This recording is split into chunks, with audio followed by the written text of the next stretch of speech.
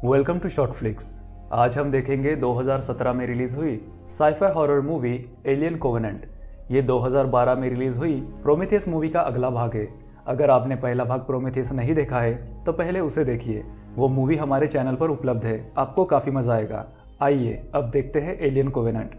Spoilers ahead. Movie की शुरुआत में डेविड, जो कि असल में एक रोबोट होता है, उसे बनाने वाले वैज्ञानिक पीटर से पूछता है कि पिताजी, अगर आपने मुझे बनाया है तो फिर आपको किसने बनाया। इसके जवाब में पीटर कहता है कि बेटा, एक दिन तुम और मैं मिलकर इसका जवाब जरूर खोज लेंगे। फिर वर्ष 2104 दिखाया जाता है। एक विशाल स्पेसशिप जिसका नाम कोवेनेंट है अपने डेस्टिनेशन ग्रह ओरिगा 6 की ओर बढ़ रही थी। उस स्पेसशिप में 15 लोगों का क्रू, 2000 कॉलोनिस्ट जो उस ग्रह पर अपनी कॉलोनी बसाने वाले थे, और 1140 एम्ब्रियोस जिन्हें हम टेस्ट ट्यूब बेबीज भी कह सकते हैं, मौजूद थे। उन्हें ओरिगा 6 पहुंचने में अभी 7 साल का वक्त और लगना था। पूरे स्पेसशिप में सिर्फ वॉल्टर ही था जो जाग रहा था। दरअसल वॉल्टर एक रोबोट होता है।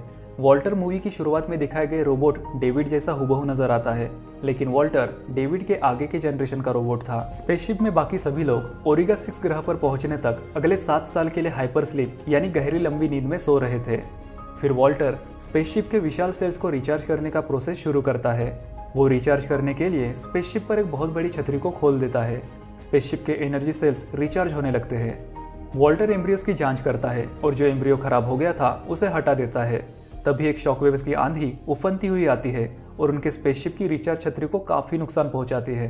स्पेसशिप बुरी तरह से कंपन करने लगता है। वॉल्टर तुरंत ही सभी क्रू मेंबर्स को जगाता है। शॉकवेव्स के झटके से बहुत से कॉलोनिस्ट के स्लीपिंग चेंबर नीचे गिर जाते हैं। वॉल्टर शॉर्ट सर्किट से लगी आग को बुझाता है। इस हादसे में उनके कैप्टन की स्लीपिंग चेंबर में ही जलकर मौत हो जाती है।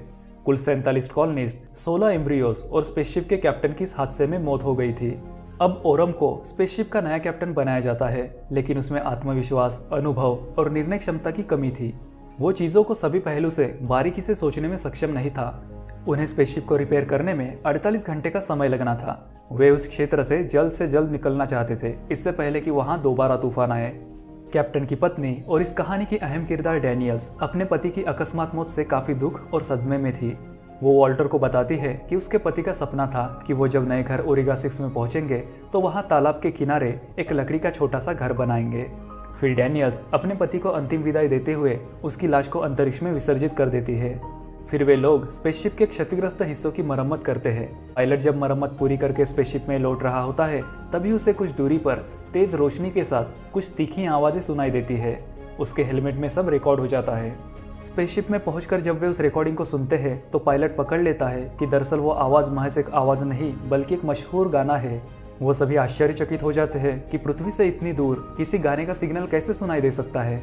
वे लोग उस आवाज के सिग्नल के स्रोत का पता लगा लेते हैं। उनके स्पेसशिप से मात्र कुछ ही हफ्तों की दूरी पर एक सौर मंडल में 5 ग्रह घूम रहे थे। इसमें चौथे नंबर का ग्रह जीवन अनुकूल प्रतीत हो रहा था। उसमें पृथ्वी समान वातावरण, गुरुत्वाकर्षण, महासागर और महाद्वीप भी थे। बस यही से वो गाने वाला सिग्नल आ रहा था। अजीब बात यह थी कि मानव जीवन के लिए ये उनके डेस्टिनेशन ग्रह ओरिगा 6 से भी बहुत बेहतर था। अब ये उन सबके लिए परीक्षा की घड़ी थी। वो सभी ओरिगा 6 की तरफ बढ़ते रहे अगले 7 साल के लिए, या फिर कुछ ही हफ्तों की दूरी पर स्थित इस नए ग्रह की तरफ चले।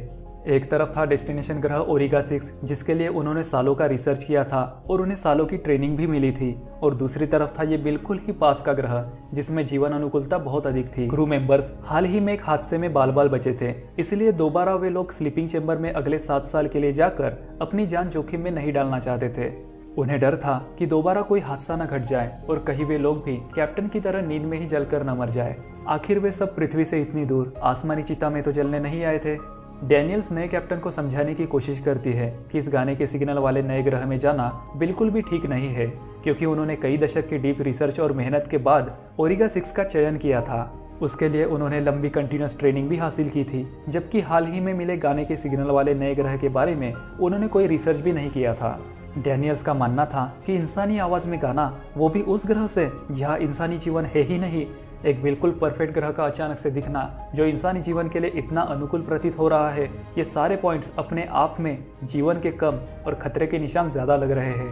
कैप्टन डैनियल्स को समझाता है कि ये नया ग्रह मानव जीवन के लिए एक बेहतर विकल्प साबित हो सकता है। रही बात अचानक से दिखने की, तो हो सकता है कि उनसे ये ग्रह रिसर्च करते वक्त मिस हो गया हो।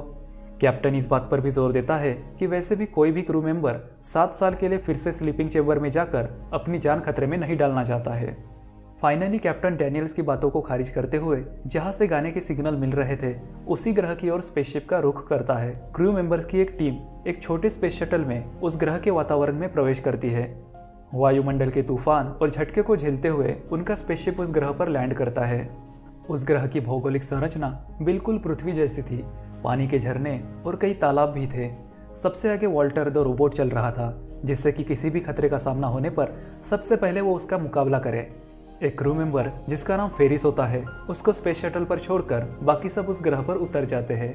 वो गाने वाला सिग्नल जो कि 8 किलोमीटर पश्चिम से आ रहा था, सब उसकी ओर बढ़ने लगते हैं। उन्हें गेहूं की फसल दिखाई देती है। गेहूं के बाली काफी बड़े थे।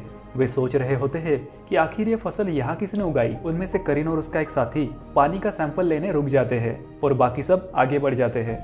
आगे बढ़ने पर उन्हें एक छोटी पहाड़ी नजर आती है, जिसके एक हिस्से में सारे पेड़ कटे पड़े थे, मानो कोई बड़ी सी चीज उन्हें काटती हुई गुजरी हो। तभी एक विचित्र बात की तरफ उनका ध्यान जाता है कि पृथ्वी जैसा वातावरण होने के बावजूद भी वहां पर किसी भी किस्म के पशु पक्षी का नामो निशान तक नहीं था। फिर नीचे ग्रह पर गए लोगों को मेन स्पेसशिप से एक मैसेज मिलता है कि तूफान आने वाला है।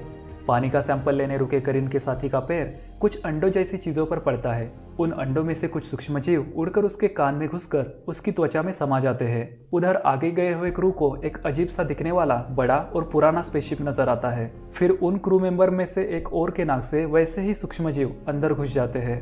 अब पहला बंदा जिसके कान से सूक्ष्मजीव अंदर गए थे उसकी तबीयत बिगड़ने लगती है। दूसरी तरफ उस पड़े हुए पुराने स्पेसशिप के अंदर डैनियल्स को डॉक्टर ई शॉ का आईडी टैग मिलता है। वॉल्टर डैनियल्स को बताता है कि डॉक्टर एलिजाबेथ शॉ 10 साल पहले गायब हो चुके स्पेसशिप प्रोमेथियस की चीफ साइंस ऑफिसर थी। उन्हें यह भी पता चलता है कि ये स्पेसशिप वो स्पेसशिप नहीं है जिसमें doctor Elizabeth Shaw space mission पर गई थी। उधर दूसरे क्रू मेंबर्स उस कंट्रोल रूम में पहुंच जाते हैं, जहां पर उन्हें वो होलोग्राम रिकॉर्डिंग देखने मिलती है, जिसमें डॉक्टर एलिजाबेथ शॉ इस स्पेसशिप को उड़ाते हुए गाना गा रही होती है। यही वो गाने वाला सिग्नल था जिसकी तलाश में वो सब यहाँ इस ग्रह पर आए थे। उधर सबसे पहले इन्फेक्टेड हुए करीन के साथी की तबीयत और बिगड़ने लगी थी। उसे सांस लेने में भारी दिक्कत हो रही थी। इस कारण वे लोग स्पेस शटल पर वापस लौटने का निर्णय लेते हैं। तभी दूसरे इन्फेक्टेड क्रू मेंबर की तबीयत भी बिगड़ने लगती है। यहाँ पहले वाले क्रू मेंबर की तबीयत और बिगड़ जाती है और उसे खून की उल्टी होने लगती है। करीन और फेरिस उसे किसी तरह स्पेस शटल के मेडिकल चेंबर में लेकर जाते हैं। उसके इलाज के लिए जैसे ही उसकी टी शर्ट फाड़ी जाती है, पीठ से खून का फव्वारा फट पड़ता है। फेरिस भागकर मेन स्पेसशिप को इसकी सूचना देती है। फिर वो करीन को भी उसके इन्फेक्टेड साथी के साथ ही मेडिकल चेंबर में लॉक कर देती है, इस डर से कि कहीं करीन भी इन्फेक्ट न हो गई हो। करीन फेरिस से उसे बाहर निकालने के लिए मिन्नतें करती है, लेकिन वो नहीं मानती है। वो मजबूर थी क्योंकि वो इन्फेक्शन को और नहीं फैलने देना चाहती थी। इधर क्रू मेंबर की तबीयत बहुत बुरी तरह से बिगड़ जाती है और उसके पीठ से नुकीले कांटे फट पड़ते हैं और फिर उसकी पीठ को फाड़ते हुए उसके अंदर से एक एलियन जंतु बाहर निकलता है। फिर वो एलियन जंतु करीन की ओर बढ़ता है। फेरिस गन लेकर उस एलियन जंतु से निपटने के लिए मेडिकल चेंबर की तरफ भागती है, लेकिन तब तक उस जंतु ने करीन पर हमला कर दिया था। फेरिस जब चेंबर में लौटती है तो खून पर फिसल जाती है। वो चेंबर में उस एलियन जंतु को बंद करके भागती है, लेकिन वो जंतु बाहर निकल आता है। फेरिस उस पर कई राउंड फायर करती है और इस चक्कर में उसकी एक गोली गैस सिलेंडर में लग जाती है और एक भारी धमाके के साथ पूरे स्पेस शटल के परखच्चे उड़ जाते हैं। उधर स्पेस शटल के बाहर दूसरे क्रू मेंबर जिसके नाक से इन्फेक्शन उसके शरीर में घुसा था, उसकी भी हालत बिगड़ने लगी थी। वो दर्द से बुरी तरह तड़पने लगता है। उसका मुंह फाड़कर एक एलियन जंतु बाहर निकलता है और जंगल में भाग जाता है। वॉल्टर ये सब बहुत ही ध्यान से देख रहा होता है। डैनियल्स मेन स्पेसशिप से संपर्क साधने की कोशिश करती है, लेकिन खराब मौसम के कारण उसकी कोशिशें विफल हो जाती है। तभी जंगल से वही जंतु जो थोड़ी देर पहले क्रू मेंबर का मुंह फाड़कर निकला था, कुछ ही मिनट में अब बड़ा हो गया था। वो जंतु दौड़ता हुआ आता है और डैनियल्स पर लपकता है, लेकिन वॉल्टर बीच में आकर डैनियल्स को बचा लेता है। वो जंतु वॉल्टर का एक हाथ खा जाता है। वो उनके 3 और क्रू मेंबर्स को भी जान से मार देता है। तभी एक रहस्यमय आदमी एकाएक वहां पर प्रकट होता है और एक फ्लेयर गन से धमाका करता है, जिससे वो जंतु वापस जंगल में भाग जाता है। वो बाकी बचे हुए क्रू मेंबर्स को उसके पीछे आने को कहता है। वो उन्हें एक विशाल स्टेडियम नुमा शहर में लेकर जाता है, जहां चारों ओर हजारों लोगों की पुरानी अकड़ी हुई लाशें थी। जो जिस स्थिति में था उसी हाल में मर गया था। वो उन्हें एक विशाल भवन के अंदर लेकर जाता है। दरअसल ये रहस्यमय आदमी मूवी की शुरुआत में दिखाया गया रोबोट डेविड था, जो कि डॉक्टर एलिजाबेथ शॉ के साथ 10 साल पहले गायब हो चुके स्पेसशिप प्रोमेथियस में क्रू का एक हिस्सा था। डेविड उन सबको आगे बताता है कि सिर्फ वो और doctor Elizabeth Shaw Prometheus spaceship की दुर्घटना में बचे थे।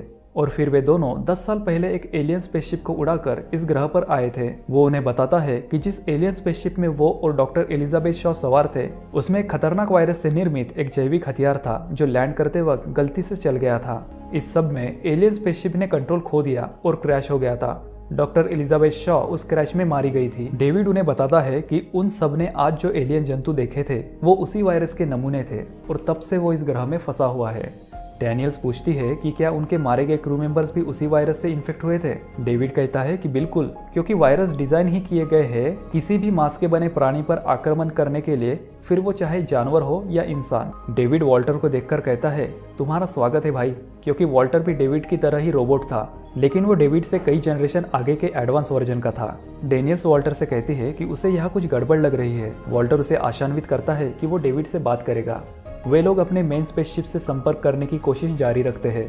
डेविड उन्हें बताता है कि तूफान और खराब मौसम का दौर कई बार कई महीने तक जारी रहता है। उधर पायलट मेन स्पेसशिप को ग्रह के और करीब लेकर जाता है ताकि नीचे क्रू से संपर्क हो सके। डेविड अपने लंबे बाल काट देता है। डेविड उस पल को याद करता है जब वो इस ग्रह पर आया था और कैसे उसने इस ग्रह के लोगों पर जैविक हथियार का इस्तेमाल करके इस ग्रह के लोगों पर वायरस की बारिश कर दी थी, जिससे अगले ही पल पूरे ग्रह पर जीवन समाप्त हो गया था। डेविड वॉल्टर को डॉक्टर एलिजाबेथ शॉ की कब्र दिखाता है। डेविड वॉल्टर को बताता है कि वो डॉक्टर एलिजाबेथ शॉ से प्यार करता था जैसे वॉल्टर डैनियल से प्यार करता है। वॉल्टर कहता है कि ये संभव नहीं है क्योंकि वो दोनों रोबोट है। रात को वही एलियन जंतु जो जंगल में भाग गया था उनके ठिकाने पर आता है और उनमें से एक क्रू मेंबर को मार डालता है। उधर क्रू का अपने मेन स्पेसशिप से संपर्क कायम हो जाता है। काफी देर हो जाने पर जब कैप्टन उस क्रू मेंबर को ढूंढते हुए वहां पहुंचता है तो देखता है कि डेविड उस एलियन जंतु को पुचकार रहा है। तभी कैप्टन उस जंतु को मार देता है। फिर कैप्टन को अपने क्रू मेंबर की लाश दिखती है। वो डेविड को नष्ट करने की धमकी देते हुए पूछता है कि वो उसे सब कुछ सच सच बताए कि असल में वहाँ क्या चल रहा है। डेविड कैप्टन को अपनी प्रयोगशाला में लेकर जाता है। वहाँ वो कैप्टन को वायरस के एम्प्यूल्स दिखाता है जो इस ग्रह के मिलिट्री साइंटिस्ट ने इजाद किए थे। कैप्टन को पता चलता है कि दरअसल उसके क्रू मेंबर्स को मारने वाला एलियन जंतु डेविड का ही बनाया हुआ था। डेविड ने उस वायरस को और ज्यादा डेवलप करके और कई एलियन जंतु बनाए थे। वो धोखे से कैप्टन के ऊपर एलियन जंतु छोड़ देता है। तब तक दूसरे क्रू मेंबर्स भी कैप्टन की तलाश में डेविड की प्रयोगशाला में पहुंच जाते हैं। उधर पायलट एक दूसरा स्पेस शटल लेकर मेन स्पेसशिप से ग्रह की तरफ बढ़ता है। जब कैप्टन को होश आता है तो वो डेविड से पूछता है कि आखिर डेविड चाहता क्या है। डेविड उससे कहता है क्रिएशन, और फिर कैप्टन की छाती फाड़कर एक नया एलियन जंतु बाहर निकलता है। डेविड उस नए जंतु से कम्युनिकेट करता है जैसे एक माँ अपने नवजात शिशु से। असल में डेविड जानता था कि वो एक रोबोट है और वो कभी भी इंसानों की तरह नए जीवन का क्रिएशन नहीं कर सकता। इसीलिए इस कुंठित मानसिकता के कारण वो दिमागी रूप से विक्षिप्त हो चुका था। वो नए जीवन का सृजन करके इंसानों की बराबरी करना चाहता था। इंसानों को तो वो एक डिफेक्टिव स्पीशीज मानता था। वो हर तरह से एक परफेक्ट स्पीशीज का सृजन करना चाहता था और उसके अनुसार उसने सृजन किए हुए एलियन जंतु एक परफेक्ट स्पीशीज हैं, क्योंकि वह जंतु किसी भी वातावरण में खुद को ढाल सकते थे और किसी भी सिचुएशन में खुद की सर्वाइवल कर सकते थे। फिर वॉल्टर भी डेविड की प्रयोगशाला के एक दूसरे हिस्से में प्रवेश करता है। वहां उसे डॉक्टर एलिजाबेथ शॉ की कटी फटी विक्षिप्त लाश मिलती है जिस पर कुछ प्रयोग किए हुए थे। फिर डेविड वॉल्टर को बातों में फंसाकर उसकी गर्दन में बांसुरी घुसेड़ देता है। इससे वॉल्टर तुरंत ही शॉक में जाकर फ्रीज हो जाता है। डेविड फिर बांसुरी निकालकर वहां से चला जाता है, लेकिन वॉल्टर के जख्म भरने लगते हैं। जंतु क्रू पर हमला करने लगते हैं। डैनियल्स को पता चल जाता है कि डॉक्टर एलिजाबेथ शॉ क्रैश में नहीं मरी थी, बल्कि डेविड ने उसके साथ एक्सपेरिमेंट्स किए थे जंतु की नई प्रजाति बनाने के लिए। डेविड डैनियल्स को जान से मारने की कोशिश करता है। तभी वॉल्टर वहां आकर डैनियल्स को बचाता है। वो बिल्कुल ठीक हो चुका होता है क्योंकि वो डेविड से ज़्यादा एडवांस टेक्नोलॉजी का था। उसके सारे सिस्टम खुद ब खुद ठीक हो गए थे। वॉल्टर डेविड को बहुत मारता है और उसे नष्ट कर देता है। डैनियल्स बीकन सिग्नल भेजती है ताकि पायलट उन्हें देख सके। पायलट स्पेस शटल को लैंड करता है। डैनियल्स, लोप और वॉल्टर भागकर स्पेस शटल में चढ़ जाते हैं, लेकिन एक एलियन जंतु भी उनके स्पेस शटल में चढ़ जाता है। डैनियल्स अपनी जान पर खेलकर उस जंतु को शटल से मार गिराने की कोशिश करती है। फिर वो उसे क्रेन में फंसाकर मार डालती है। फाइनली वो लोग वहां से बचकर अपने मेन स्पेसशिप में पहुंच जाते हैं। अब डैनियल्स स्पेसशिप की कैप्टन बन जाती है। जब डैनियल्स सो रही होती है तो स्पेसशिप का सुपर कंप्यूटर डैनियल्स को नींद से उठाकर बताता है कि स्पेसशिप में एक एलियन जंतु है। डैनियल्स और पायलट जंतु को ढूंढने लगते हैं। जंतु उनके 2 क्रू मेंबर्स को मार डालता है। डैनियल्स और पायलट उसे ढूंढकर उसे एक व्हीकल में फंसाकर अंतरिक्ष में धकेल देते हैं। तभी वो व्हीकल अचानक अटक जाता है। वो जंतु वापस स्पेसशिप में आने लगता है। तभी पायलट एक व्हीकल को खोल देता है, व्हीकल के आगे निकले नुकीले ब्लेड्स में फंसकर वो जंतु अंतरिक्ष में गिर जाता है और डैनियल्स बाल बाल बच जाती है। डैनियल्स पायलट को हाइपरस्लिप में डाल देती है अगले 7 साल के लिए, जब तक वो लोग डेस्टिनेशन ग्रह ओमेगा 6 पर पहुंच नहीं जाते। फिर वॉल्टर डैनियल्स को हाइपरस्लिप में डालता है।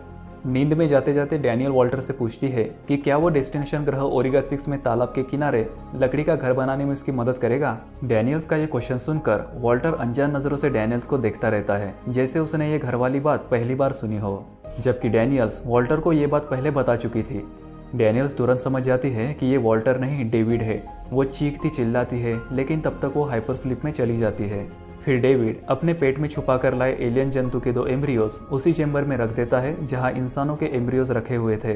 फिर वो पृथ्वी के एक स्पेस स्टेशन में एक मैसेज भेजता है कि डैनियल्स और पायलट को छोड़कर सभी क्रू मेंबर्स शॉकवेव्स की आंधी में मर चुके हैं और बाकी बचे 1953 कॉलोनिस्ट डेस्टिनेशन ग्रह ओमेगा 6 की ओर बढ़ रहे हैं। उम्मीद है ये संदेश 1 वर्ष में पृथ्वी तक पहुंच जाएगा। और यहीं पर यह मूवी समाप्त हो जाती है।